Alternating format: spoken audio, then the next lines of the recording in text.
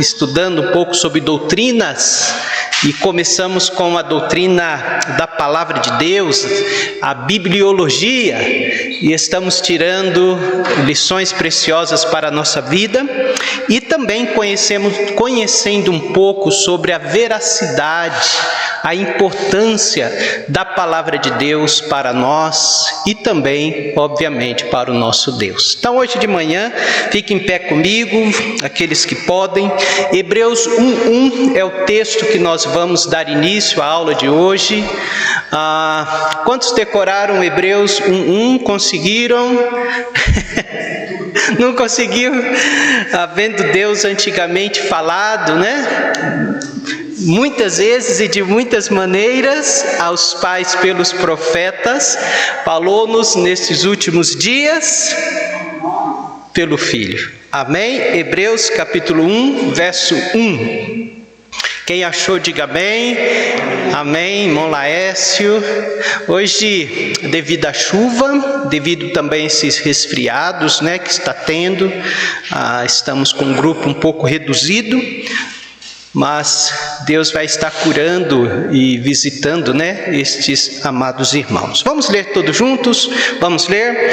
Havendo Deus antigamente falado muitas vezes e de muitas maneiras aos pais pelos profetas, a nós falou-nos nestes últimos dias pelo Filho. Graças a Deus. Vamos orar. Pai, nós somos gratos ao Senhor por poder pertencer a Ti. O Senhor é o Senhor, e o Senhor bondoso, cuidadoso, o Senhor que tem colocado a Tua mão de graça sobre os Seus servos. E nós nos alegramos de ser Teus servos.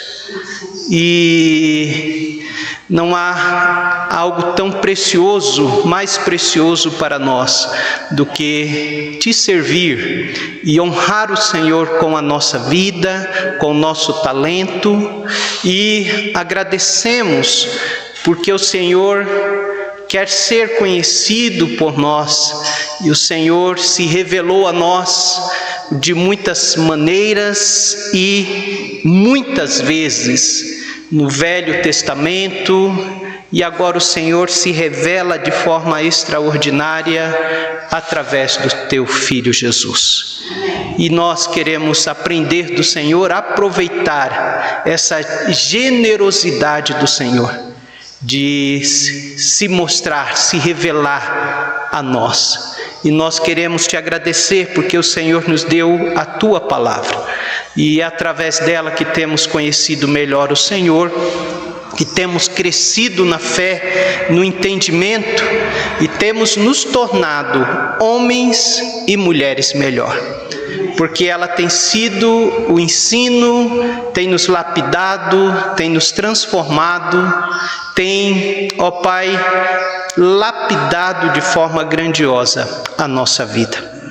E nós queremos crescer nesse entendimento e nessa transformação que a Tua palavra nos concede.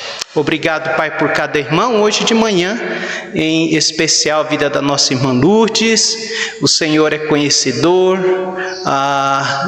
das lutas que ela tem enfrentado, mas ao mesmo tempo o Senhor tem sido a vitória, ó Pai, o auxílio, o sustento da vida da Tua serva.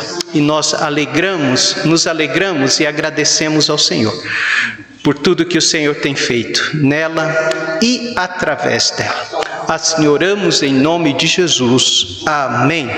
Podeis assentar, irmãos. Bom dia, os irmãos que estão chegando, também os irmãos que estão em casa, sejam bem-vindos. Meus irmãos, nós estamos olhando para razões pelas quais nós comprovamos que a Bíblia é verdadeiramente a palavra de Deus, mesmo ela sendo escrita por autores, né, ou escritores humanos. E nós temos aí dois rumos ou duas evidências que nos mostram que, de fato, a Bíblia é a palavra de Deus. Primeira evidência são as evidências internas, ou seja, os fatos que estão dentro da Bíblia, estão na Bíblia, e estes fatos reivindicam a própria Bíblia da sua origem divina, de que ela veio do Senhor a nós. Então nós temos as evidências internas, o que está dentro da Bíblia. Mas também nós temos as evidências externas. As evidências externas são fatos que as Escrituras apresentam, que apoiam o fato dela ser sobrenatural. Então ela apresenta para nós fatos que mostram de que ela é a palavra de Deus. Nós já vimos a semana retrasada sobre as evidências internas. Nós falamos sobre essas evidências, perfeito? As Escrituras, de inúmeras maneiras, declaram que a Bíblia é a palavra de Deus. Então, são reivindicações claras a qualquer um de nós. Segundo, nós vimos também centenas, não lemos todas as passagens, mas há na Bíblia centenas de passagens bíblicas que declaram ou presumem ser a Bíblia a palavra de Deus.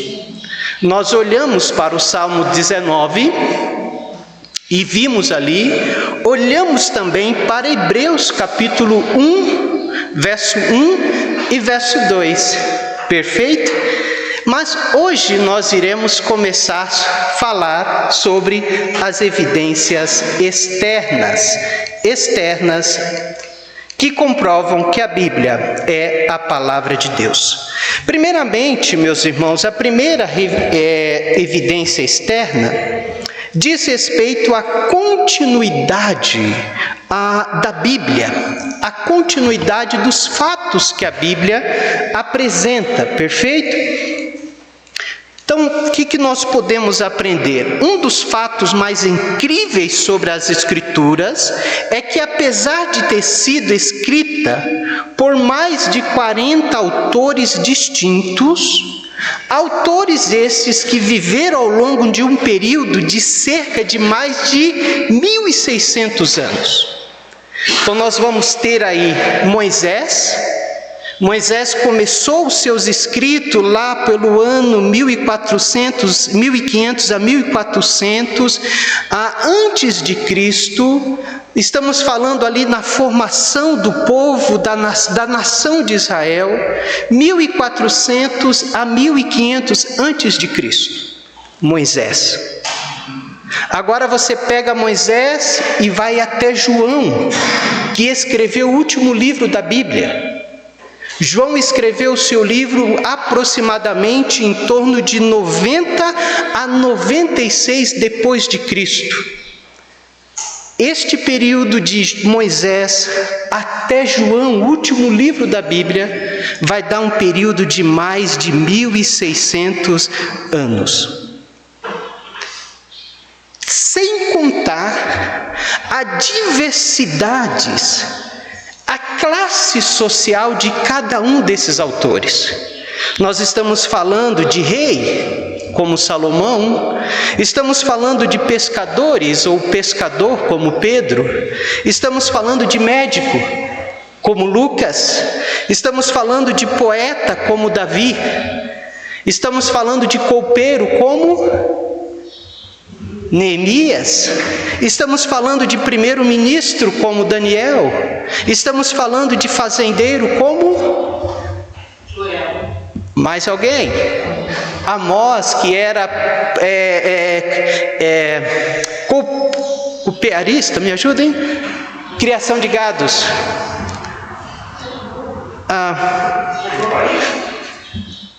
Pecuarista, isto.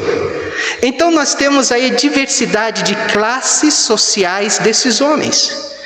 E o que nós podemos ver? Também que eles eram e vieram em cultura diferentes, passaram por experiências diferentes, eram diferentes um dos outros em personalidade e caráter. Todavia, diante de tudo isso, a palavra de Deus apresenta uma continuidade.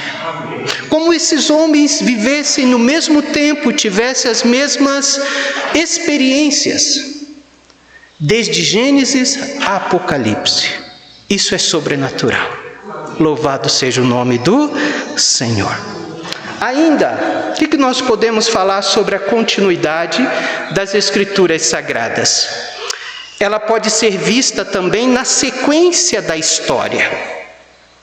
Ela começa com uma criação do mundo e ela termina com uma nova criação, um novo céu e uma nova terra. Mas entre essa nova criação e a primeira criação e a nova criação, a Bíblia vai usar o apóstolo Paulo para dizer para nós, em Romanos 8, que esta mesma criação, ela está gemendo. Ela, durante esse período de criação e até a nova criação, ela está gemendo, está juntamente conosco com dores de parto, esperando ser libertada da servidão, da corrupção. Então a Bíblia nos mostra o início de toda a sua criação, mostra o que ela tem passado hoje e o que será, futuramente. Segundo, no desenvolvimento progressivo das Escrituras bíblicas, ou seja, das doutrinas bíblicas, da mais simples à mais completa. Como essas doutrinas, elas são desenvolvidas nas Escrituras Sagradas. Quando nós olhamos para o Velho Testamento, nós vamos encontrar doutrinas como a teologia, Deus se revelando para nós, mostrando o seu caráter, mostrando a sua onipotência, a sua onisciência. Mas o Velho Testamento também vai nos mostrar a doutrina como a hamartiologia, que é a doutrina do pecado.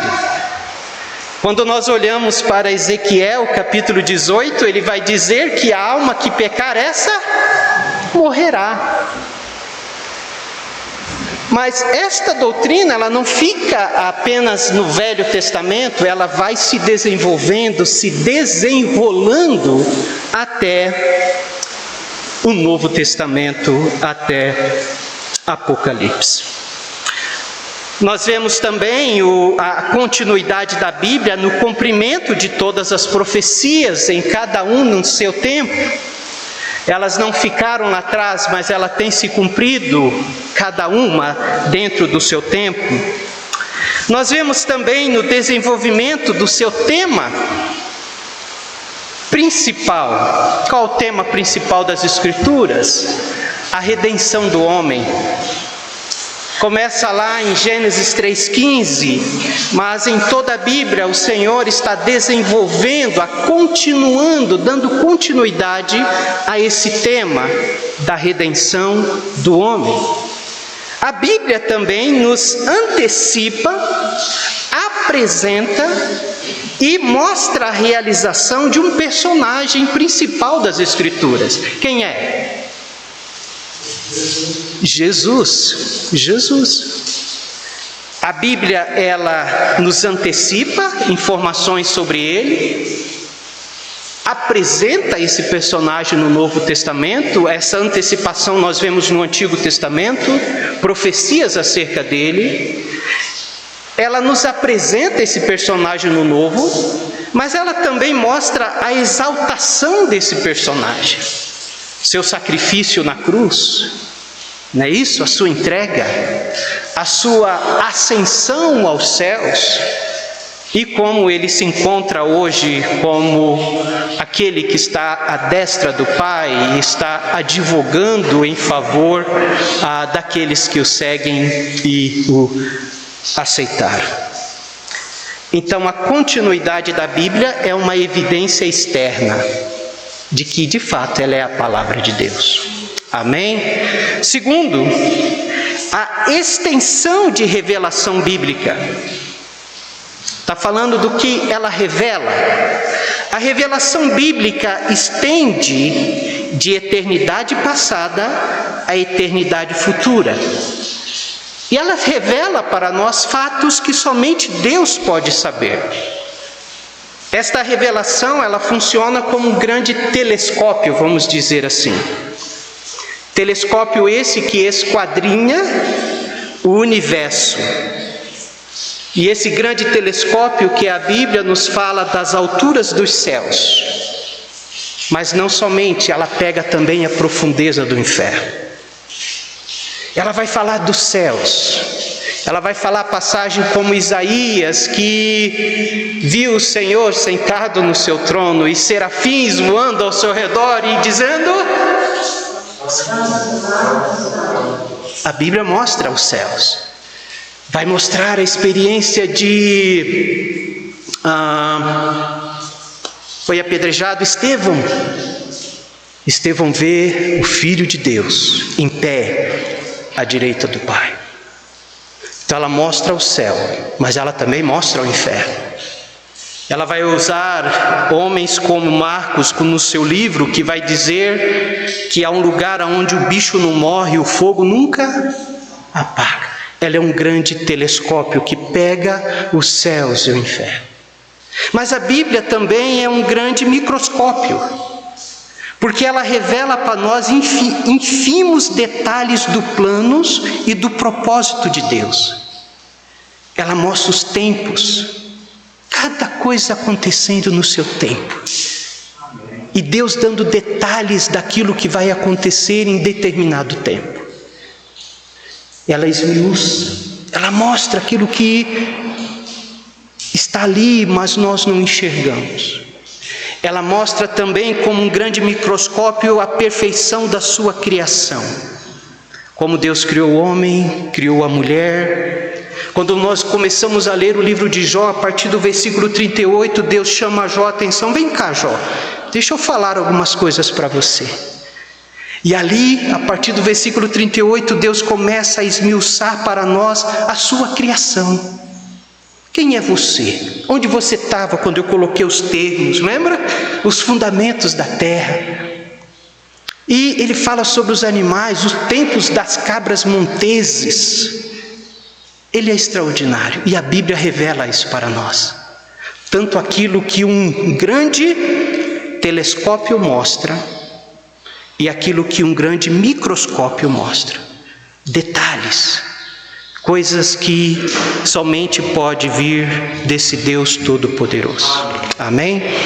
Continuando sobre as evidências externas da Bíblia, em terceiro lugar, a influência e a publicação da Bíblia. Essa é uma evidência externa. Como assim? Nenhum outro livro tem sido publicado como a Bíblia para tantos idiomas, tantos povos e culturas diferentes. A Bíblia, ou partes da Bíblia, já foram escritos e traduzidas em mais de 3.300 idiomas. Os principais idiomas do mundo têm porção completa da Bíblia ou parte das Escrituras. Quais são os idiomas mais frequentes, os idiomas mais principais? O inglês, espanhol... Pode falar. O mandarim, né? O chinês. Os principais idiomas, nós já temos a Bíblia traduzida nesses idiomas. Eita, é hora de tomar meu remédio. Desculpa, Lucas, desliga aí o alarme. Pode cuidar. Oh, meu pai, eu tirei o som, mas o alarme ele perdoe. Apesar, irmãos, desses 3.300 idiomas, ainda existem centenas de grupos que não têm uma porção sequer, né, das Escrituras no seu idioma. E é interessante que céticos como um francês chamado Voltaire, eles previram com frequência que a Bíblia se tornaria obsoleta no período de uma geração. E autores do século XX afirmaram que a Bíblia logo seria um livro esquecido. Não obstante, ela continua sendo publicada, atingindo números cada vez maiores, em mais idiomas, como nunca antes aconteceu. Nós vemos a ação de preservação da sua palavra, esse Deus que preserva a sua palavra. Nós podemos olhar para a vida do irmão Coy, que esteve conosco várias oportunidades, que tem se esmerado em traduzir as escrituras para os Yanomamis, na língua Yanomamis. Então, cada dia mais Deus tem levantado homens para traduzir a sua Bíblia para diversas línguas. E em todas as épocas, a Bíblia sempre foi o maior transformador de vidas. Não existe um poder tão grandioso quanto a palavra de Deus. Então essa é uma influência de publicação da Bíblia. É uma evidência externa. Uma outra evidência externa está no fato da literatura. É considerada como literatura, a Bíblia é suprema. Por quê? Porque ela contém histórias vivas, ela contém profecias detalhadas, lindas poesias, dramas, não é isso? Ela contém histórias de amor, mas ela também contém histórias de guerra, de morte. Mas nós vamos para Cantares, nós vamos encontrar Salomão apaixonado por uma mulher, a Sulamita, E é tão lindo ler aquele livro. Mas ao mesmo tempo você vai para Provérbios e ali há poesias, há homens de Deus usados. Então, como literatura, a variedade dos seus autores é igualada pela variedade dos seus assuntos. Ela trata livremente tanto do desconhecido. O que é o desconhecido? Que é aquilo que não se conhece, aquilo que não sabe o que é. Esse é o desconhecido. Mas a Bíblia também trata do desconhecível. O desconhecível é aquilo que é inacessível, aquilo que não se consegue conhecer. É inacessível, mas ela trata também. Então ela trata do desconhecido, ela trata do desconhecível, mas ela trata também do conhecido, aquilo que Deus revelou para cada um de nós. Ela descreve a eternidade passada, incluindo a criação antes mesmo da existência humana. É formidável. Amém? Nunca um livro tem atraído atenção e devoção como tem a Bíblia. Sua natureza abrangente tem tornado seus leitores mais sábios. Sábios na verdade. Ela está relacionada com o tempo e com a eternidade. Desde quando o tempo começou a tocar, a fazer parte da história, a Bíblia está relacionada, a palavra de Deus está dentro. Mas vai chegar um dia onde não haverá mais tempo. Não houve no passado, numa eternidade passada, e não haverá numa eternidade futura. E a Bíblia olha para esses dois extremos. Louvado seja Deus por isso. Ela nos mostra o que Deus pensou, o que Ele fez antes de nós existirmos, ou todas as coisas. E ela também trata daquilo quando Deus fizer um novo céu, uma nova terra. Glória a Deus por isso. A autoridade, então a Bíblia como literatura nos traz isto. Vamos para Salmo 119, verso 98. Salmo 119, 98. Olhando para a capacitação da palavra de Deus a nós, nos tornando sábios, nos tornando cada dia mais capazes, entendidos, Salmo 119, 97 em diante,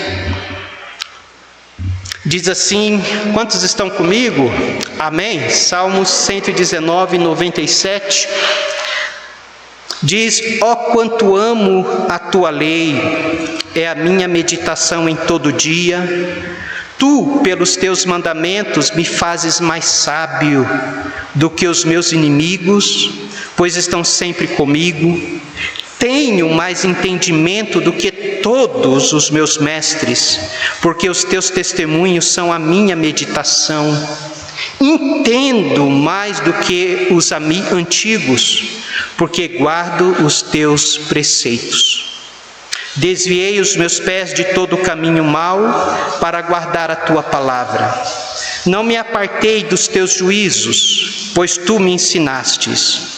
Vamos ler juntos? Ó, quão doces são as tuas palavras ao meu paladar, mais doces do que o mel à minha boca. Demos junto, 104. Pelos teus mandamentos alcancei entendimento, por isso odeio todo o falso caminho.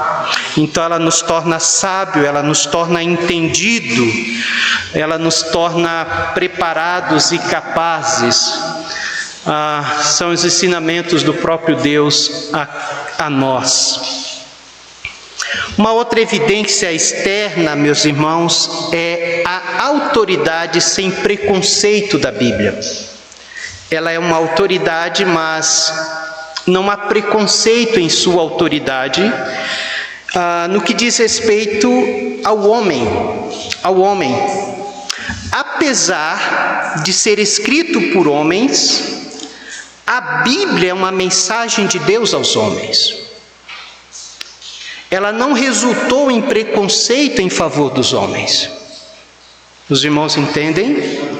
Ela foi escrita por homens e é a mensagem de Deus aos homens, mas ela não resultou em um preconceito, em reservar, e preservar o homem. Pelo contrário, ela mostra para o homem, ela abre o coração do homem e mostra de fato quem verdadeiramente nós somos. Ela fala dos pecados e fraquezas dos melhores homens. Ela condena absolutamente o pecado e a tentativa na parte do homem para se salvarem do pecado. Ela adverte enfaticamente aqueles que confiam em suas próprias virtudes quanto ao seu destino final. Em todo tempo ela de fato é a carta de amor de Deus a nós, Alguém já disse isso, porque aquele que ama não passa a mão na cabeça. Deus de fato nos ama. E a sua carta contém para nós, sua carta de amor, contém sim palavras de amor, de graça, de misericórdia para nós. Mas ela também nos faz enxergar quem verdadeiramente somos. Então ela foi escrita por homens, de Deus aos homens, mas sem nenhum preconceito na sua autoridade. A Bíblia tem a resposta para cada problema existencial e espiritual do homem. Portanto, a Bíblia, embora escrita por homens, é uma mensagem de Deus, com a certeza de uma segurança e paz que somente Deus pode propiciar para nós. Então não existe um livro mais propício para transformação, segurança e paz, crescimento, e transformação do que a palavra de Deus, a Bíblia. Algum irmão gostaria de acrescentar algo? Estamos terminando, A última evidência externa é o caráter supremo da Bíblia. A Bíblia é um livro sobrenatural que revela a pessoa e glória de Deus no seu Filho. Ela revela, lembra de Hebreus 1:1, que acabamos de ler, ele se revela por meio do Filho. Deus antigamente falou com os homens de muitas vezes, de muitas maneiras, pelos profetas aos pais. A nós, nesses últimos dias, falou-nos pelo Filho. A Bíblia é um livro sobrenatural que revela a pessoa e a glória de Deus no seu Filho. Esse é o caráter supremo da Bíblia. Ela usa uma pessoa como Jesus Cristo, pessoa essa que nunca poderia ser inventada pelo homem mortal. E ela fala das suas perfeições, perfeições essas que nunca poderiam ser compreendidas pelo mais sábio dos homens deste mundo. Então ela apresenta Cristo, que é Deus homem, 100% Deus e 100% homem, com perfeição, com caráter, com uma personalidade, com um ensinamento, um amor que jamais o homem poderia inventar esse homem e tentar descobri-lo aqui. Então, de fato, mostra esse caráter supremo da Bíblia de que é algo divino. Somente Deus poderia enviar o seu Filho e mostrar a grandiosidade do seu Filho.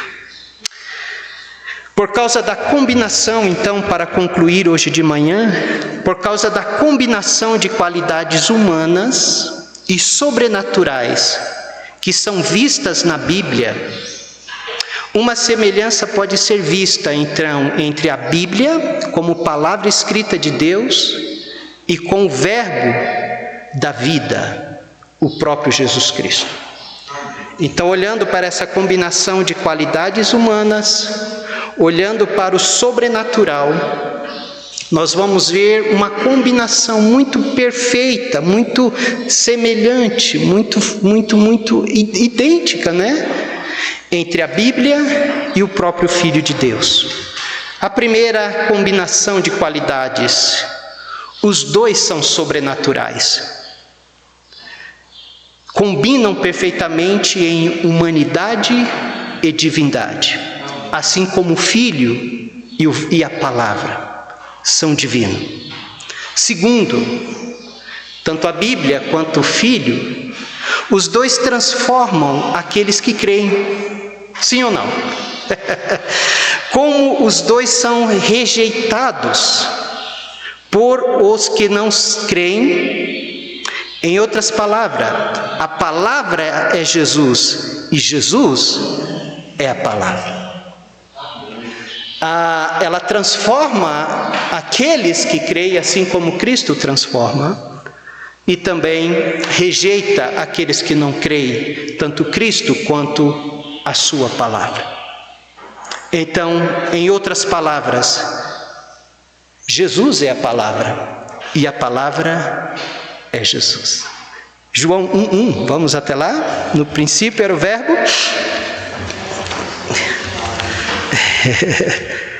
João 1:1. No princípio era o Verbo. Vamos ler todos juntos? Leiamos. No princípio era o Verbo, e o Verbo estava com Deus, e o Verbo era Deus.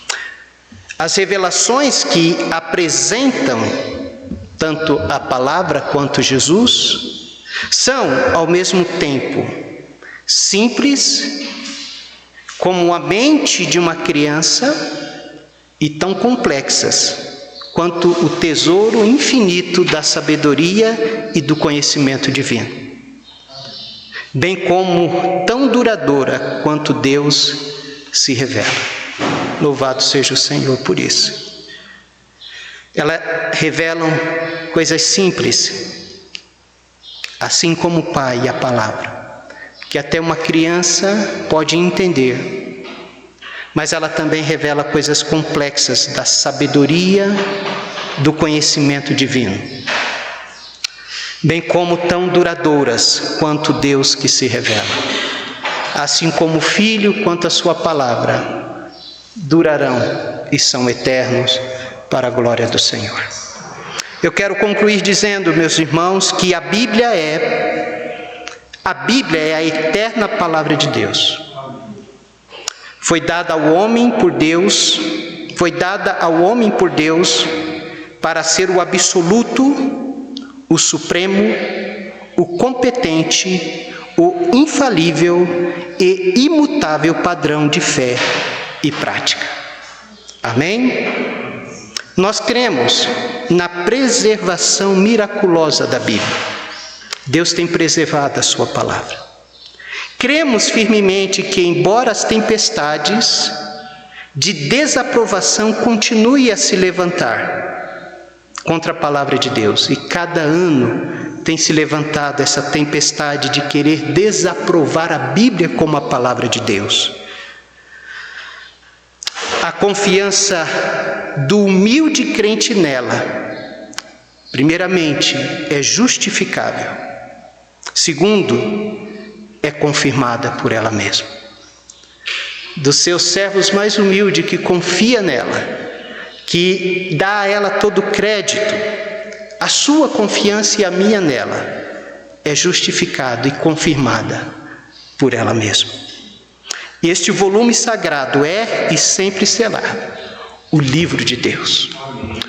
Um pastor presbiteriano chamado John Skelton, ele escreveu o seguinte acerca da Bíblia. Ele, da Igreja Presbiteriana Ortodoxa, ele disse John Skelton: Deus que nos deu as Escrituras, que opera todas as coisas segundo a sua vontade, tem tido um cuidado notável com a sua palavra, preservando-a em todas as épocas no estado fundamental de pureza, e tem capacitado-a a atingir o propósito para o qual foi dada. Esse Deus que domina, que opera todas as coisas, ele tem tido em todas as épocas um cuidado notável pela sua palavra. Ele tem preservado a sua palavra. E não somente isso, ele tem trabalhado para que em todas as épocas a pureza da palavra permaneça, com a capacidade de atingir o propósito pela qual ela foi dada. E isso tem acontecido. Em todas as épocas, em todo o tempo, a Bíblia tem sido instrumento de Deus na transformação do homem. Ela não foi escrita somente para nós conhecermos a Deus ou termos informação sobre Deus. Ela foi escrita para transformar vidas. E em todas as épocas, em todos os tempos, este propósito tem sido alcançado. Vidas têm sido transformadas, vidas têm sido salvas, libertas pelo poder da palavra. Que Deus nos abençoe, que nós possamos cada dia mais amar a sua palavra, ter a ela uma grande devoção, lê-la, estudá-la e buscar entender aquilo que Deus tem para cada um de nós. Vamos orar, convido você a ficar em pé comigo. Vamos agradecer. Pai, nós queremos te dar graças pelo privilégio que temos de sermos hoje despertados a olhar, voltar a olhar ou permanecer a olhar para a Tua Palavra com grande devoção, com grande respeito. Por mais que as tempestades, como lemos hoje, de desaprovação tenham se levantado nesses últimos dias, nesses últimos tempos, nós afirmamos, nós nos devotamos a ela como a suprema e absoluta palavra de Deus. Ajuda-nos a amá-la, ajuda-nos a aplicá-la em nossas vidas, a viver por meio dos teus ensinos e anunciá-la porque somente ela é a esperança para este mundo. Apresenta o sacrifício salvífico do seu Filho Jesus. Fica conosco, abençoa a tua igreja, levante mais e mais irmãos apaixonados pela tua palavra. Assim oramos em nome de Jesus. Amém. Irmão José Maria.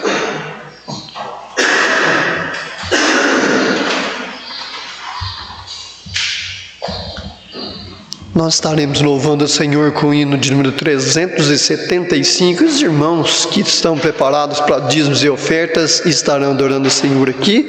E também os irmãos que estão conosco na transmissão têm investido no ministério.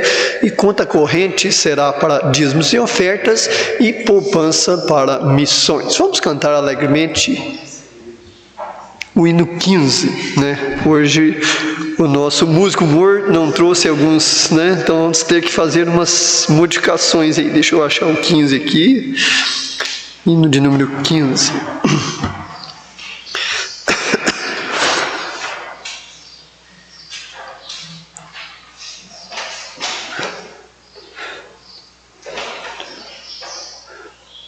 Hino 15, a Deus demos glória.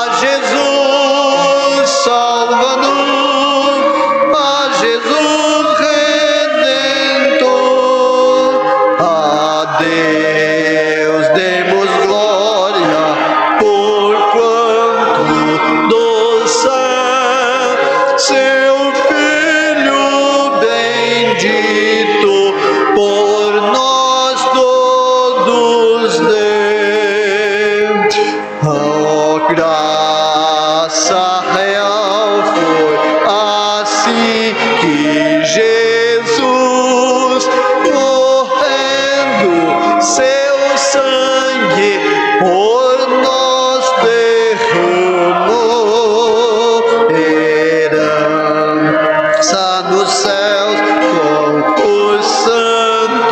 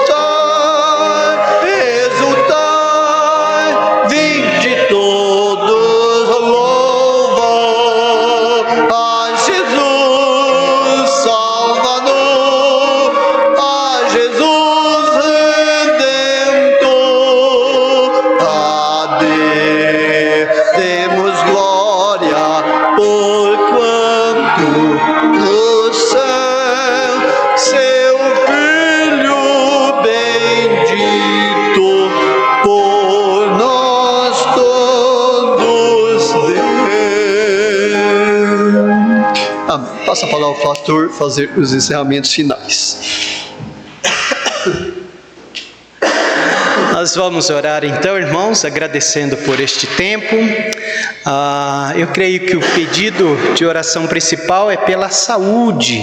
Nós temos alguns irmãos aí gripados, resfriados, né?